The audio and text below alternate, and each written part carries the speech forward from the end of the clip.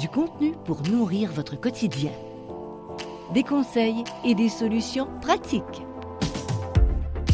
Des experts qui partagent leur vision. Bienvenue dans les balados du RQRA. Bonjour à tous, bienvenue pour ce nouveau numéro des balados du RQRA. Aujourd'hui, on reçoit un invité de marque, Alain Champagne, président et chef de la direction du groupe Maurice. Bonjour Alain et bienvenue. Bonjour, ça fait plaisir d'être ici. Merci de l'invitation en fait. Merci à vous pour votre présence. Alors on va parler un peu de vous avant de parler du groupe Maurice plus en détail. Je sais que votre parcours vous a mené à la tête de plusieurs grandes organisations avant le groupe Maurice. Qu'est-ce qui vous a attiré en tant qu'homme, on va dire, dans le domaine des résidences pour aînés ? Ça fait déjà 35 ans que je roule ma bosse dans le milieu des affaires. Je suis tombé en amour avec la gestion des équipes. J'avais 24 ans en fait. C'était un an après le début de ma carrière dite corporative. D'accord. Et pendant les premières 20 ans, j'ai œuvré dans le secteur des biens de consommation. Et j'ai toujours été en quête de sens dans ma carrière. Mm-hmm. Et dans ces 20 premières années-là, la quête de sens, pour moi, se réalisait beaucoup à travers la gestion des équipes, la gestion des gens, faire grandir les équipes tout en faisant grandir les objectifs d'affaires derrière lesquels je travaillais. À un moment donné, je me suis réveillé en me rendant compte que t'as beau occuper des fonctions seniors dans des compagnies comme ça, pour moi, j'y retrouvais pas exactement le sens que je recherchais. Fait que on vendait des biens de consommation, sans nommer d'exemples concrets, disons que je m'y retrouvais pas. J'ai fait un saut d'industrie à ce moment-là, un pivot, pour me diriger vers la distribution pharmaceutique. Où je me disais, OK, la distribution du bon médicament au bon temps, au bon moment, soins de santé, on se rapprochait beaucoup plus, pour moi, d'un rôle concret auprès de la population, auprès des gens, pour après ça pivoter vers la pharmacie au détail. Donc, président de McKesson, président de Jean Coutu. Oui. Et président de Jean Coutu, on trouve de tout, même un ami. Évidemment, là, je me trouvais quand même pas mal près de cette caisse de sens-là, d'aider les gens au quotidien, jusqu'à temps que je reçoive un téléphone où, à ma surprise, j'avais une décision à prendre parce que j'ai rencontré Luc Maurice, le fondateur du groupe Maurice, pour me rendre compte que cette quête de sens-là m'amenait encore plus près de mes aspirations d'aider les gens au quotidien. J'étais face à un fondateur, un visionnaire qui vient encore à ce jour très émotif quand il parle des aînés, qui en a fait la mission de sa vie. Alors, je suis revenu de ce souper-là totalement inspiré, un peu soufflé. Et au bout de 3 soupers, de nombreuses discussions, une décision à prendre où j'ai interpellé ma famille. Et ma famille aussi a été mise à contribution, notamment ma fille, sans rentrer dans de grands détails, mais avant le départ de ma fille, avant le décès de ma fille, elle avait répondu à cette question-là 3 mois avant son décès, en disant qu'elle anticipait finir ses études malgré des défis qu'elle avait au niveau santé et revenir dans le secteur de résidence parce qu'elle y avait travaillé lorsqu'elle avait 16 et 17 ans. Oui. Ma fille est encore en relation d'aide dans des centres de répit pour enfants polyhandicapés, faisait du bénévolat pour les itinérants à la Maison du Père, etc.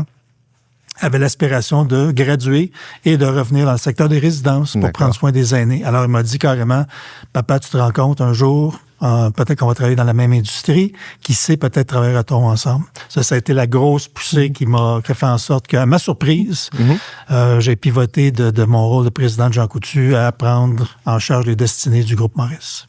Très bien. Et donc ça, c'était il y a quelques années maintenant. C'était il y a 2 ans. 3 ans. 3 ans pour être un peu plus précis. Est-ce qu'il y a des choses qui vous ont surprise ou marqué quand vous êtes arrivé dans le domaine des résidences pour aînés?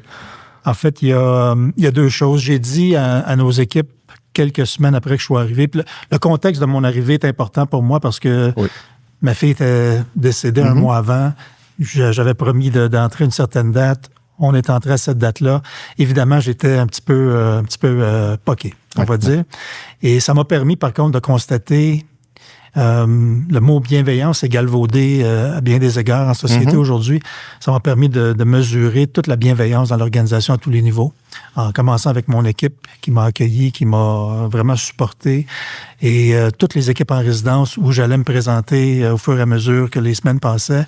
Et le fait que ça avait été public, cette annonce-là, a fait en sorte que les gens me fassent toutes sortes de confidences sur leurs propres expériences, les résidents eux-mêmes, nos équipes en résidence. Ça a été un peu beaucoup thérapeutique pour moi. Oui, je comprends. Donc, pour moi, ce qui m'a beaucoup surpris, c'est la gentillesse, la bienveillance des gens. Puis c'est pas tellement surprenant parce qu'on prend soin des gens à tous les jours. C'est ce qu'on fait comme métier. Donc, si on dure dans cette industrie-là, c'est parce qu'on aime les gens partant. Moi, je l'ai constaté, j'ai reçu cette grosse dose d'amour-là directement. Et ce qui m'a réconforté également, c'est de constater la proximité avec les clients. Quand je parlais tantôt de quête de sens, de le constater au quotidien encore à ce jour, parce que je fais beaucoup de résidences, je fais beaucoup de visites. Oui, donc vous êtes souvent sur le terrain. J'essaie d'être sur le moins souvent au bureau, c'est ce que je dis toujours, là, d'être le plus souvent possible sur le terrain, de constater et d'entendre et de constater au quotidien le bien-être qu'on crée comme industrie. C'est beaucoup plus gratifiant que ce que j'anticipais initialement. Donc, je pourrais classifier ça comme une belle surprise. Et qu'est-ce que vous appréciez le plus au quotidien dans votre rôle, dans ce secteur d'activité des RPA? C'est sans aucun doute que le lien entre la mission qu'on se donne comme industrie, certainement au groupe Maurice, et la réalité sur le terrain est en complète adéquation. Tout n'est pas parfait, mais les témoignages au quotidien que je reçois de gens qui souvent vont faire un commentaire que plusieurs qui vont écouter la balado vont entendre souvent aussi, c'est avoir su, j'aurais pris cette décision-là avant, avoir su que je serais aussi heureuse, que je serais aussi épanouie. Les familles témoignent souvent, les familles que je rencontre en résidence également, témoignent régulièrement de l'impact positif sur la santé de leurs parents. Certains me disent, vous avez rajeuni mon père, ma mère, cette communauté-là, toute cette énergie-là qui est déployée, toutes les activités qui sont mises de l'avant, etc. Donc, pour moi, c'est vraiment ce que je trouve le plus gratifiant au quotidien, c'est de constater que les efforts et la mission qu'on se donne sur le terrain a les effets escomptés. Très bien. Et comme vous le savez, ça fait plusieurs années maintenant que vous êtes dans le domaine des RPA. Le secteur des RPA a connu quand même pas mal de bouleversements au cours des dernières années. Quels sont, selon vous, aujourd'hui, les principaux défis auxquels font face les RPA? J'ai constaté très tôt après mon arrivée que faut comprendre que je viens du milieu de la pharmacie, qui est un milieu qui est très réglementé. Et à ma surprise, le milieu des résidences l'était encore plus. Et encore plus. À ce jour, je demeure fasciné par la facilité qu'ont nos preneurs de décision au niveau du gouvernement de sortir de nouveaux règlements, de nouvelles contraintes basées sur des nouvelles du jour, sont pour le moins très réactifs, sans tenir égard de l'impact que ça peut avoir sur les opérations des RPA au quotidien. Et vous le savez mieux que moi, là, à quel point l'ensemble des RPA, que ce soit en milieu urbain, en milieu rural, grosses, petites, moyennes, sont toutes impactées à différents niveaux, mais l'impact est dans certains cas très, très sévère. Alors, pour moi, je pense qu'on doit continuer comme industrie de militer pour une approche balancée, nuancée, et qui fait en sorte que le secteur peut continuer de jouer son rôle pleinement et dans tous les secteurs, toutes les régions. Alors, le groupe Maurice, justement, est souvent cité comme un modèle d'innovation et de qualité de vie. Comment est-ce que vous parvenez à maintenir cette culture, on va dire, d'excellence, malgré un contexte qui, comme vous l'avez dit, peut être parfois un peu compliqué? En fait, je reviens au fondateur Luc Maurice. Les valeurs que Luc a instaurées dès l'ouverture de la première résidence en 98 sont encore présentes et très présentes aujourd'hui. On les a fait évoluer, on les fait vivre, mais je les constate régulièrement à tous les niveaux des équipes, que ce soit au niveau du siège social, que ce soit au niveau des communautés, de nos résidences également. Et l'innovation a toujours fait partie de notre ADN et ça le demeure encore aujourd'hui. La première résidence qui est ouverte, la 10e, la 15e, la dernière qu'on a ouverte l'an passé à Saint-Hyacinthe sont toutes très différentes et ont toutes évolué avec le temps. Et on continue de mettre l'innovation en premier plan. On passe pas mal de temps à définir le profil évolutif du résident d'aujourd'hui, du résident de demain. On établit un persona en fait plusieurs personas sur les caractéristiques propres aux résidents de demain. Parce qu'on sait fort bien que la résidence qu'on ouvre aujourd'hui est déjà désuète par rapport aux besoins de la prochaine génération ou dans 5, 6, 7 ans. Alors, on passe quand même passablement d'énergie là-dessus. On a beaucoup de plaisir. On implique nos équipes également à tous les niveaux. On implique nos résidents pour être sûr qu'on a les bonnes approches au niveau de l'évolution de tant de nos produits que de nos services. Mais ça fait partie de notre ADN. Et si vous aviez, disons, une baguette magique, quel changement est-ce que vous souhaiteriez voir dans le secteur des résidences pour aînés au cours des prochaines années? Pour moi, sans aucun doute, ça serait une collaboration plus étroite avec les preneurs de décision publiques qui sont présentement même en révision de leur propre façon de faire. On connaît tous l'implantation de Santé Québec il y a un an, l'impact sur les CIS et les CIUS. À court terme, c'est pas venu nécessairement simplifier l'interface, c'est venu le complexifier parce qu'il y a un acteur de plus maintenant qui est là. Le niveau de réglementation, pour moi, est beaucoup trop élevé. Je le qualifierais d'abusif dans le secteur. Il faut absolument s'y attaquer.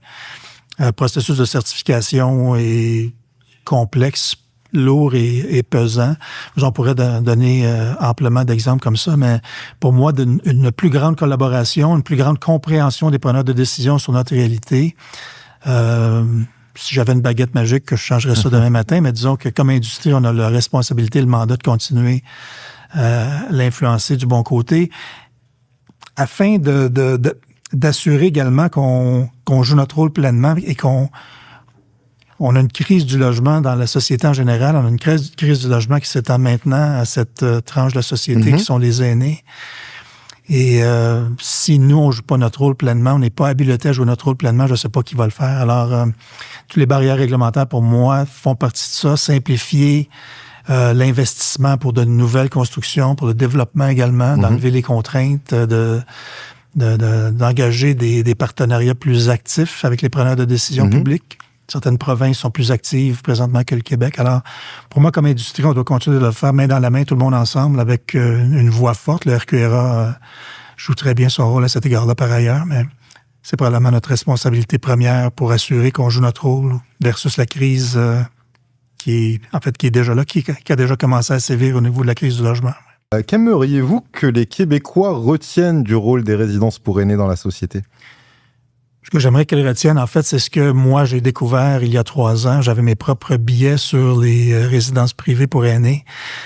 J'ai découvert des milieux absolument vibrants qui permettent non seulement l'épanouissement des gens, mais de maintenir et d'améliorer leur santé.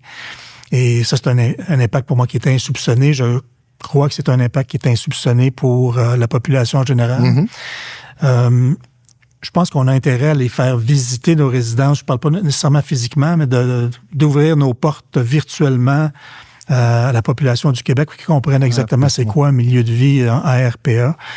D'ailleurs, on vient de mettre en place un projet qu'on appelle Âge de vivre, qui a mis une banque de photos professionnels disponibles à l'ensemble des intervenants, incluant les organisations médiatiques.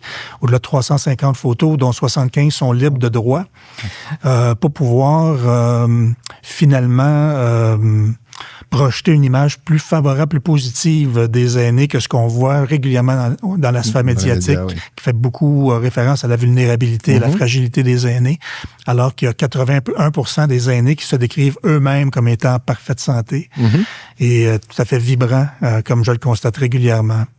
Alors pour moi, ça serait...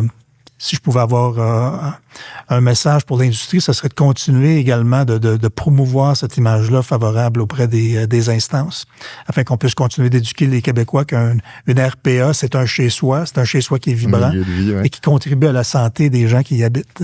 Et justement, on arrive tout doucement au bout de cette entrevue. Est-ce que vous avez un dernier conseil, un dernier message que vous souhaiteriez peut-être transmettre aux gestionnaires qui vont écouter ce balado? Ben moi, je veux surtout dire bravo. Bravo pour ce que vous faites au quotidien. Bravo pour comment vous le faites au quotidien. Je le constate régulièrement dans mes nombreuses visites. C'est une mission qui est essentielle. Mais également, il faut que vous soyez conscient que le modèle que vous avez mis en place dans les 30 dernières années au Québec est un modèle qui fait l'envie de tous, au niveau des autres provinces certainement, au niveau des intervenants américains également. C'est pas pour rien qu'on a un taux d'adhésion aux résidences qui est 3 fois le taux canadien. C'est parce que le modèle qui a été mis en place était tout à fait innovant. Alors, moi, je veux surtout dire bravo et merci pour ce que vous avez mis en place. Et l'autre message, ce serait qu'on continue d'œuvrer main dans la main pour continuer de garder le secteur, l'industrie vibrante, aussi vibrante qu'elle a été dans le passé. On a parlé de certains angles où l'industrie est sous pression. Moi, je pense que la solution réside largement dans la collaboration qu'il faut continuer d'avoir pour l'adresser auprès des instances, les influencer positivement de la bonne façon. Et là-dessus, j'aimerais remercier le RQRA pour la façon dont vous jouez votre rôle également, tout en continuant de nous garder impliqués au niveau des opérateurs, puis de contribuer de façon la plus constructive possible à faire partie de la solution. Eh bien, aujourd'hui, c'est à vous qu'on va dire un grand merci d'avoir participé, Alain Champagne, à cette entrevue, d'avoir accepté notre invitation. Je rappelle que vous êtes président et chef de la direction du groupe Maurice. C'est un grand plaisir. Merci de l'invitation.